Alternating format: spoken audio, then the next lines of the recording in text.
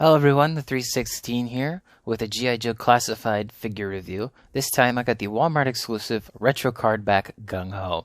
I thought I'd start this video off with showing you the packaging while it's still in the packaging, and then I'll cut to me with the figure out of the package. But, it's supposed to be reminiscent of an old 80s, 70s, whatever, G.I. Joe figure, and the artwork has been updated to better represent the figure that's in the package rather than the old artwork from way back. So, here's the front. You got the top with the warning label and the 4+, and then you got your Hasbro, the old Hasbro logo down there. On the back of the box, we got, your legalese crap, your barcode, you got your figures there, and then you got your read-up, which, I know it's on its side, but this thing is so tall, it's ridiculous. Just so I can show you a size comparison between boxes. Here is a regular classified series box. The figure itself, with that, is just as tall and even as deep as the package. But, this is way higher. Way higher. Anyway, I think that's enough for the package. Let's declassify it. And here we have Gung-Ho out of the packaging. Pretty easy to open if you want to save the packaging for whatever reason after opening the figure. What I recommend doing here, and this is what I did, grab like a box cutter, X-Acto knife, and you just want to cut all the way up to about his knee, about his knee in the picture here, and then you can slide out the inner plastic tray, and you should be good to go. You can also cut it from the side over here if you want, just the entire side rather than cutting it from the bottom here. But I just wanted to show you that you can save the packaging if you really wanted to. But now that the packaging's out of the way, let's go ahead and take a look at the figure himself. I don't really know much about G.I. Joe. I've said this in the past. I enjoy these figures though, and I really like this guy's color scheme. There was an original release of this in the line. I can't remember which number it was. I think it was after the G.I. Joe movie. But this is more representative of both the classic toy and the classic cartoon, Real American Hero. And one day I was drinking some Baja Blast, and I'm like, hey, wait a minute.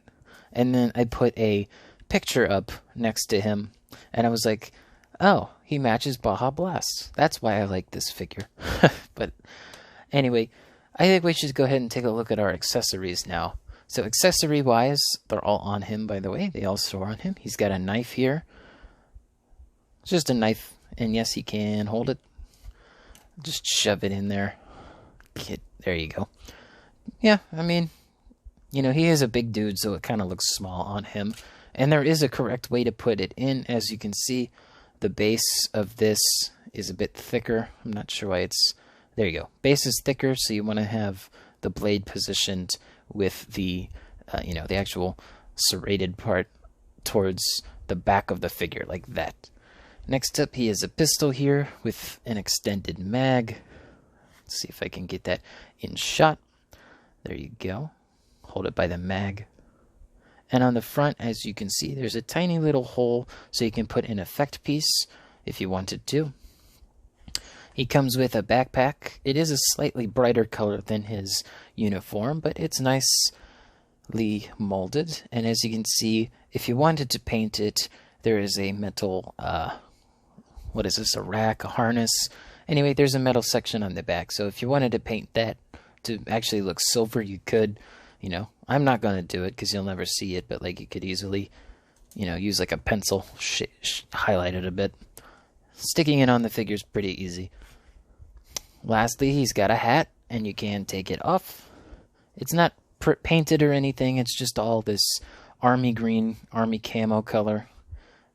And it's got a nice little logo on top again. It's trying to focus on my minifigure. Why is it... Oh, let's get him out of the way. Come on. Show hat. Show the hat. Okay, let's try this again. Come on. Show the hat. You want to... Oh, well. You guys saw the logo.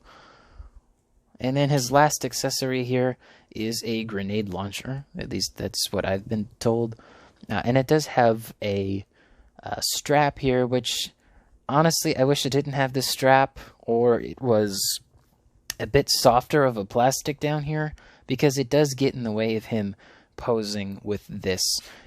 I find very difficult for him to go any far, towards his body with this, and it's hard to line up his other arm with it. For the rest of the review, I'm just going to take it off, which is my second problem. If I take it off this way, it gets stuck on his finger, and then I have to, wrangle his finger. And it does get warped over time, but, I'm just not a big fan of having to take that out. But because it has the strap, you can actually go ahead and put it around one of his arms, and it does hold on. So, not too bad. I like that. It's good. And the strap is painted too. It might be a little difficult to see, but it's also painted in that army camo green color. There you go. You can see there's the green, and then you get to the black of the actual weapon. And if you wanted to, you can remove the sections where it does clip on. Well, it doesn't clip on, it's molded in, but you could easily take a knife, and then up here, and you're good to go. And that does have an effect piece port, so if you wanted to do that, you could. What I didn't know about this figure beforehand was that this is mostly a reuse. The only new things on this mold is this knee pad, all three of the holsters for his weapons. Oop, his hat just fell off, and his grenades on the side there. And, his hat, his head, and his vest here. I'm not sure if the backpack is reused or not, but everything else is a reuse. Everything I just noted there was new. Oh, and the hands. The hands also could be reused. I do not know. But I still haven't done a review of this figure yet. I wanted to do this one first, but Roadblock. Roadblock uses all of the same parts. They're practically the exact same mold, other than the things I mentioned. So as you can see, same boots, same legs, different attachments, obviously different vests, but same arms. It's got the same, muscle highlights and definition. And obviously he has a tattoo on this arm, so it is a little different. And as you can see, gloved hand, regular normal hand. Obviously the head's different. The knife is different too, if you're wondering. This one's all black. And it's more of a double-edged knife. But yeah, I just thought I'd show you a quick comparison between those two, because they're practically the same. I really do enjoy this tattoo on the front of the figure. It's the same logo as on his hat. And loving that mustache too. Looks good. Mine's a little sloppy, mispainted. Let's see if I can. There you go. You can see that it's not fully painted completely. And also on my figure, right on his chin, he's got a bit of a, I think it's an indent or a crease. If anything, he just has a scar now, so I'm not too worried about it. This side's a little better on the paint on the mustache. The eyes are good too. He's giving me kind of like Toy Story vibes, but they're nice, they're bright, they're very easy to see. His grenades, very nicely painted on the vest as well.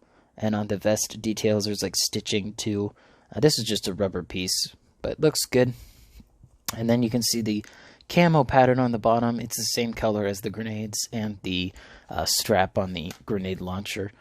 And one thing I thought was weird, when they remolded this knee, because on Roadblock, as you can see, it's like a knee pad. And it does have the knee pad indents on here. So maybe this is a knee pad, whereas this is just pants.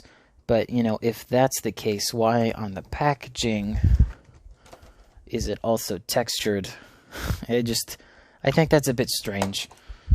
I kind of wish that this was textured, maybe because, the upper and lower leg have that detail from the knee pad from Roadblock. They just wanted to make this smooth so it looked more like a knee pad. I'm not entirely sure why they made this smooth instead of textured like this side.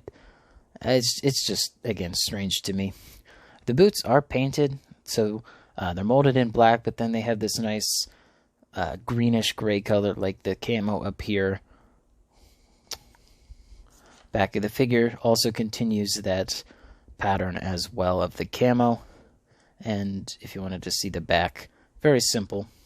And you can take off the vest, but you don't really have to. I'm going to leave it on myself, but just know that you could. And if you wanted to repaint this figure, you also could do that. Let's go ahead and get into the size comparisons. Starting off with Gung-Ho.